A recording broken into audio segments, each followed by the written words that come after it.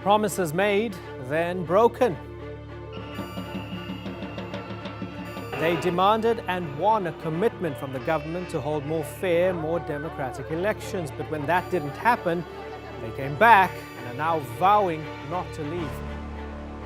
I'm Imran Gata, and today's newsmaker is the growing wave of protests calling for electoral reform in Georgia.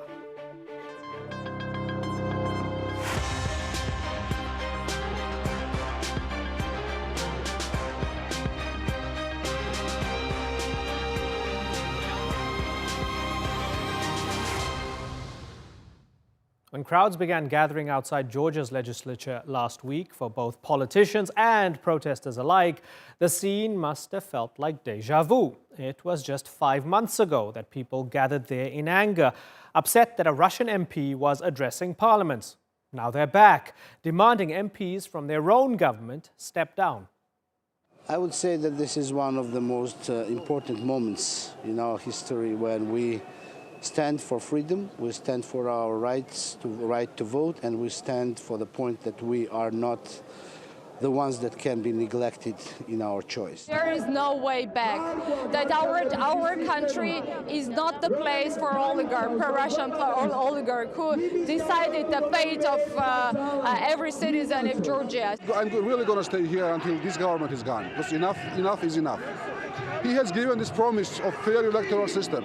He has given this promise to everybody inside the country and outside, repeatedly. And then he just backtracked it. The person accused of backtracking is oligarch Bidzina Ivanishvili. He's no longer the prime minister, but he still leads the ruling party, Georgian Dream. His $5 billion fortune is half of Georgia's GDP, and many say he still controls the country from behind the scenes. He's seen as part of a larger problem, one that also has police and judges serving the interests of the ruling party and not the people. These latest protests, publicly backed by the US and the EU, have been deemed illegal, and they've been met, just like they were months ago, with force. So does that response and the government's broken promise spell the end of the Georgian dream, as they call it? Well, joining me now in Washington, D.C. is Temuri Yakobashvili. He was Georgia's ambassador to the United States, but resigned in 2012 after the Georgian Dream Party under Bidzina Ivanishvili came to power. And Eka Gigauri is in Tbilisi. She's the executive director of the Georgian chapter of Transparency International, a global anti-corruption organization. Good to have you both on the program. Temuri Yakobashvili, let's start with you. Did the government blatantly lie to the people, or is it just very difficult to introduce those electoral reforms right now?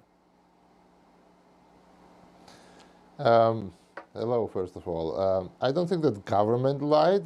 Who lied to public was Bidzina Ivanishvili, the informal leader of the government, and it was up to the parliament to adopt that decision. And we've seen the circus that they staged in the parliament. And avoided that decision, though they themselves widely advertised that they are going to do it. They did it on the UN, they did it in the US, in the Europe, in any other countries around Georgia. Temuri, was the system broken even when you were serving as an ambassador? Did everybody know that the system needed to be reformed at some point in time? Actually, the reform started when I was in the government, when I was ambassador, because these changes started to appear during our time, and we were the ones who initiated a lot of changes, but it was stretched in time. So could we accelerate it? Probably yes, probably not. Nobody knows.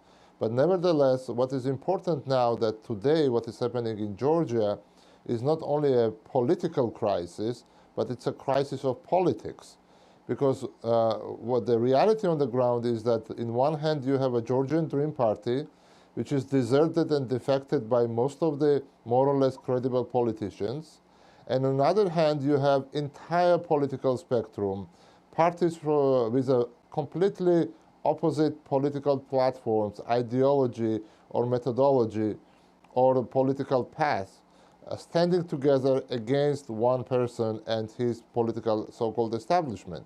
On top of that, any credible civil society organization is standing with an opposition. and general public. So we have a crisis when in one hand you have entire political spectrum, in other hand you have a one man and his cronies who are not even politicians and never claimed to be a politician. So it's a classical case of the state capture by one rich person.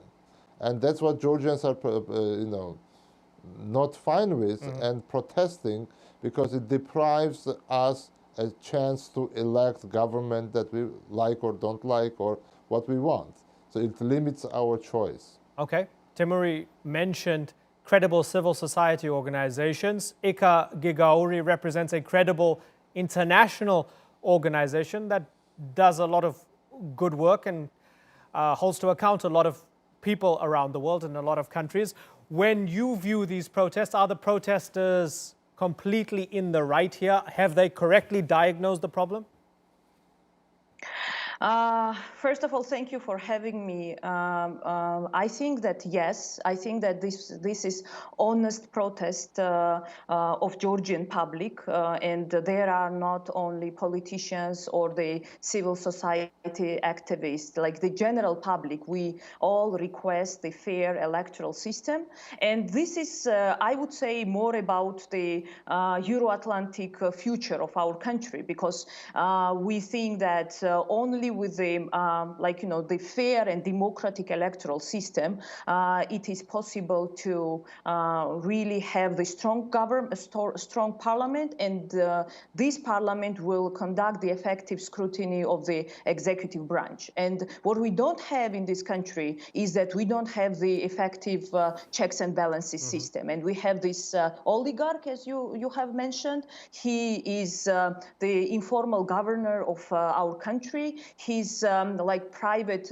bodyguard is the Minister of Internal Affairs. His private doctor is the Minister of Healthcare. His assistant is the Minister of Infrastructure Development, and all these kind of things we are observing in the country. And I think that Georgian public does not deserve such things, because we are mature enough to really have the mature political process, change the government through the elections, but it is impossible really with such unfair and not democratic electoral system. Yeah, and just to give complete clarity as to the process of putting together this program, we've spent a few days preparing for this, and it's been very difficult getting anyone close to Bidzina Ivanishvili, anyone close to Georgian Dream, anyone close to the state at all to talk to us. A lot of the time, we didn't even get a response. And we tried right up until about an hour ago to get a voice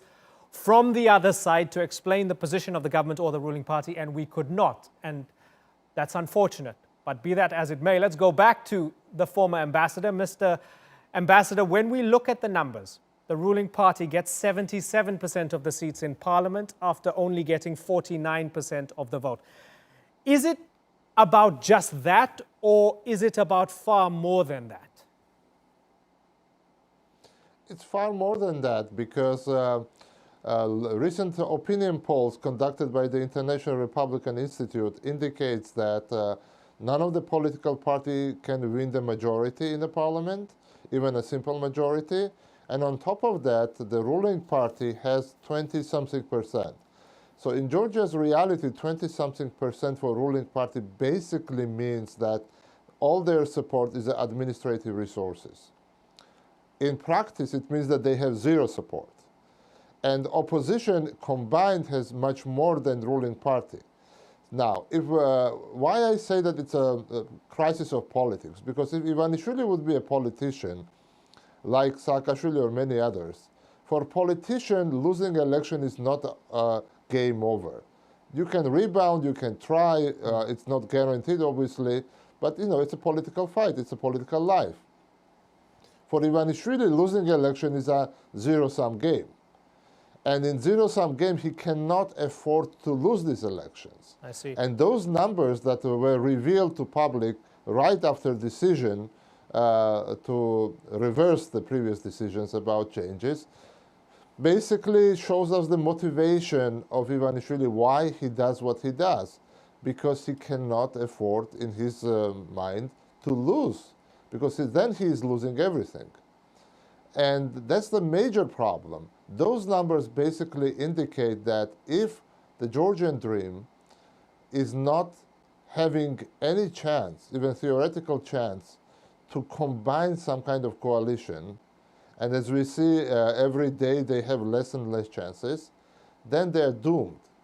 And they are not only doomed as a party, but their leader of the party is also doomed as his future in Georgia is pretty gloomy. So I think that's a major motivation. And for political parties, it's very simple. They want to have a chance, even theoretical chance, to end up in the government or in the parliament. Right. And system that he's proposing is actually basically stripping them that opportunity or forcing them to work for one person and do his job if they want to be in politics. Eka Gigauri, so we know that the people want proportional representation. They want the system to be changed ahead of elections. We have the ruling party saying there will be elections next year and there will be proportional representation in 2024. Are there enough people in the society willing to give them the chance, willing to wait it out? Or is this it now? Have people had enough?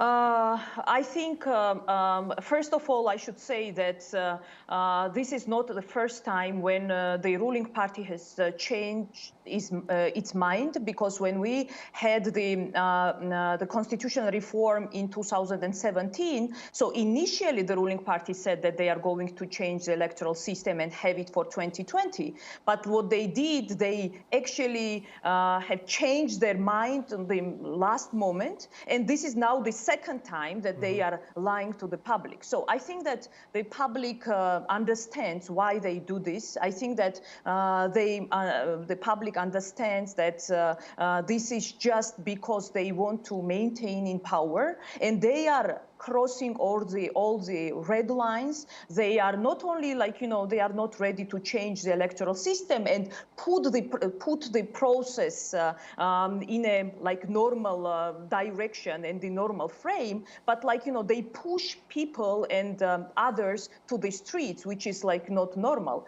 But in addition to that, what they do, they are intimidating and really creating the obstacles to the independent media, to the critical media. So now at this moment, so in Georgia, most of these representatives of the critical media, either the EDs or the family members, they are under the investigation. Right. And if we have the same situation in the future, if nothing will be changed, of course, it will be more problematic for the people. Of course, people will be ready, more people will be ready to go to the streets and express their opinion in a very not calm way, I would say. Okay, we're going to revisit Georgia very soon. I have to move on to Zimbabwe now, but Ambassador Yakobashvili, I want you to chew on something, and you can answer this the next time you come on the program. The Americans and the EU are throwing their weight behind the protesters. I wonder if that might be a bad thing for the protesters. If the government can say, well, you see, there's a color revolution underway here. The West is trying to undermine us. It's something for you to think about. We'll ask you next time you're on the program, because I want to broaden it out then into the international geopolitical dimensions. But for now, it's been a pleasure having you both on the program. Temuri Yakobashvili and Eka Gigauri, thanks so much.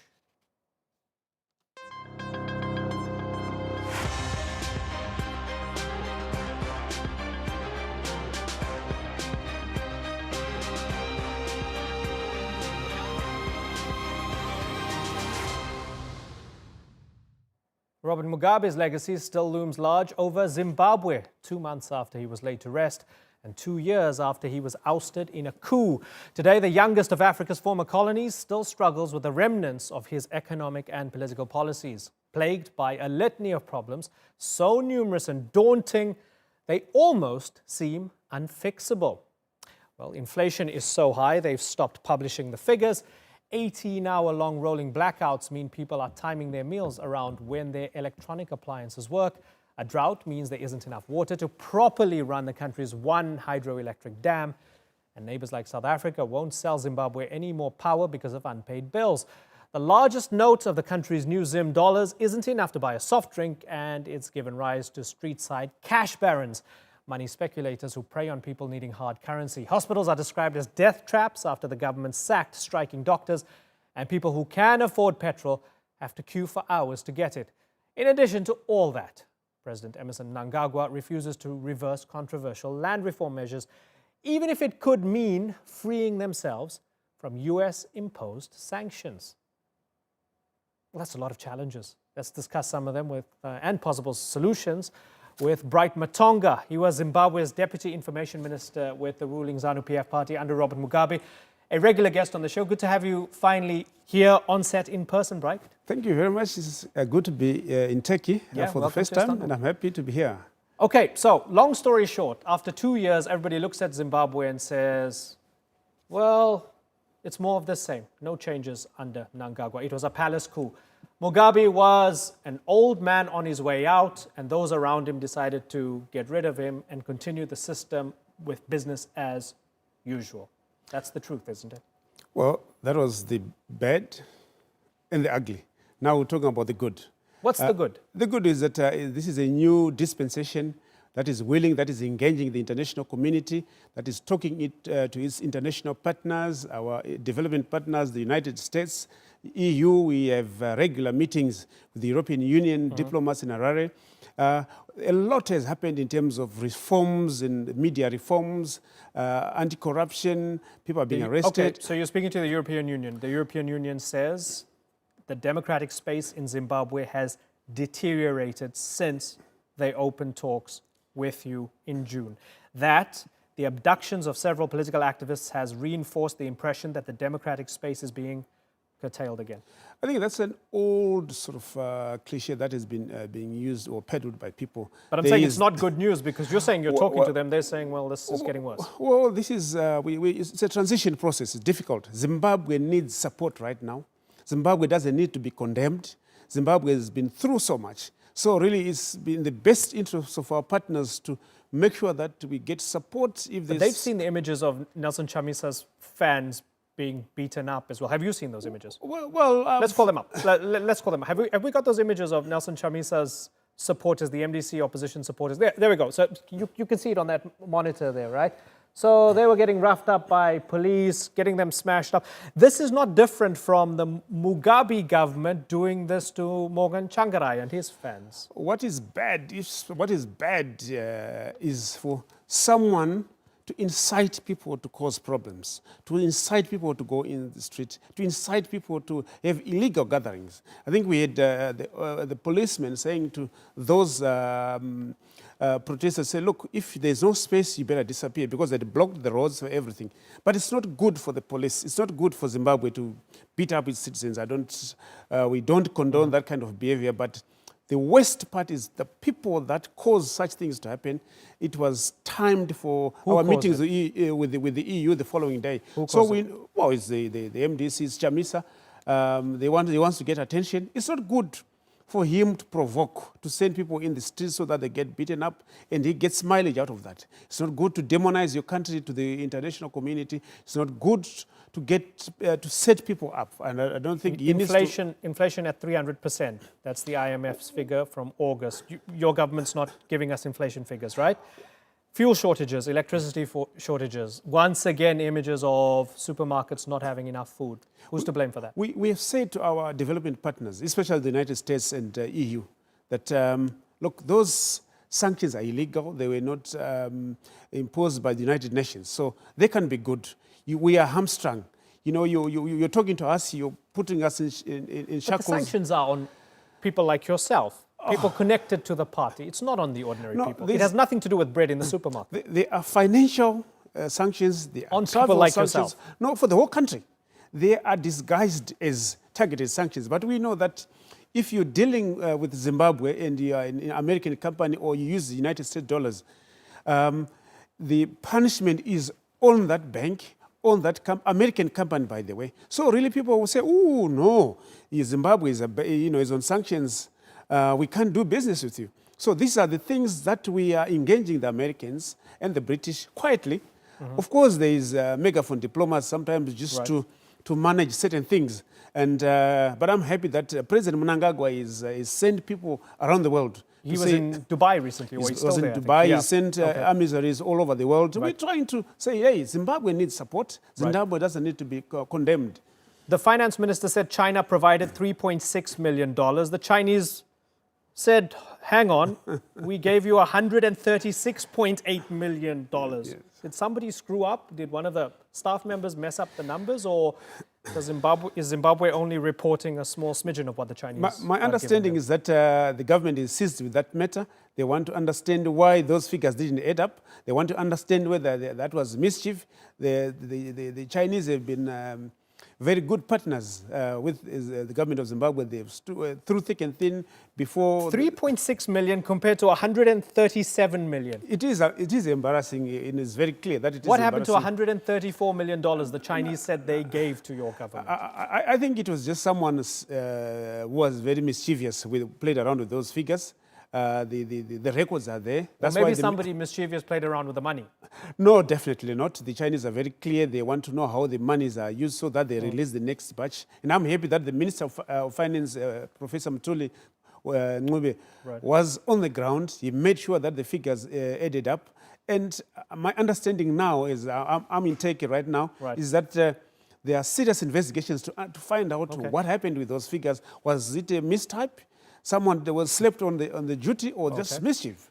Okay, let us know if you find out. Okay, the finance minister also set aside $24 million to compensate white farmers who had their land taken from them. You support that? Yes. No, that's very good. We're engaging with the white farmers. They agreed on the compensation figures. And it's a learning process for everyone. But the US government saying return the land to the white farmers and we'll ease up on the sanctions. The land reform is a closed chapter. Anyone who thinks that the land will be reversed, they're wasting their time. But do you accept it was a failed policy? Well, it had to be. We're looking at. We have to look at the background to it. It was okay. These people are the descendants of settlers and so on. Sanctions, but right? It collapsed the economy. This is like lynching. These sanctions are like lynching. So what does that mean? You know, you see what slaves. There's white people. The sanctions are like. Yeah, it is. It's a continuation of that process. And it's not good for anyone. And I'm happy that. But you believe that the land reform policy worked. All things considered, I mean, it's even supporters of Mugabe said he messed up the economy through land reform. The land reform is a closed chapter. What we have to work on, and everyone has to wake up to that, is that it has to be. We have to develop the land. We have to produce food for our own people, and food for export. Why didn't you develop the land that you got? The farm that you got? No. We've got sanctions. We've got droughts. We've got all sorts of things. Blessed Mhlanga wrote in 2016 about your farm, right? Chigwell Estate. It's not only my farm. Okay, but listen to this about your farm, for those who don't know. And you can Google Blessed Mhlanga, Mhlanga. This was written in 2016. Chigwell Estate, ironically, it belonged to a white ZANU-PF loyalist, Tom Beattie. You got it. Chigwell Estate used to be a multi-million-dollar business that produced citrus fruits for export to the Middle East, Europe, and Russia. Just a decade ago, the farm used to employ 1,200 people and was exporting about 300,000 cartons of oranges each year, fetching between $7 and $10 per carton. The farm can now easily be mistaken for a wilting forest suffering under the burden of the unforgiving heat. It goes on to say it's a mess. It was brought to its knees. Thorns and so on and so forth. So would you accept that in your example, land reform was a failure? No, it wasn't. The plantation was set on fire so that they sabotaged that. Who sabotaged it? Well, it's either the former white farmer or the people that are against land reform. So it's very clear. It's on the main road. It was set on fire. And citrus is very prone to fire. Once you light a cigarette, the whole thing goes in flames. So it was there because I was a government minister. They wanted to prove that land reform is solved. It hasn't failed. We are reviving it. We are reviving production, even nationally. Why should people believe in Zimbabwe? The people are wishing for the best for Zimbabwe, but they don't necessarily believe that ZANU is the answer. Well, that's... Why should they trust you? Why should ZANU-PF brought independence to Zimbabwe. ZANU-PF brought all the reforms that are happening because of ZANU-PF. And we went to war, I'm one of them, to make sure that land is given to its rightful owners. But hey, Zimbabwe was feeding also the United Kingdom and other countries. How much more time do you want the world to give ZANU-PF? They have to remove the sanctions. The sanctions are killing people. We have got shortages of drugs in hospitals. People are dying. Doctors are going on strike. There's not enough resources. If you put sanctions and if you stop people from investing in Zimbabwe, people are going to die. And I don't think that's what the world wants, for people to die for nothing. For what? For land. Land is a problem everywhere. Land is the cause of war. But we have said to our development partners, especially the United States and the United Kingdom, that, hey, let bygones be bygones. Let this build this new country. Support President Mnangagwa. Support this government. You can't bring, illegally bring another party government. Okay, Bright, I've got to wrap. We can continue forever, but good to have you back on the program. Bright Matonga, thanks for joining us on The Newsmakers. I've got to wrap up. Thank you for watching. We'll see you next time. Bye-bye.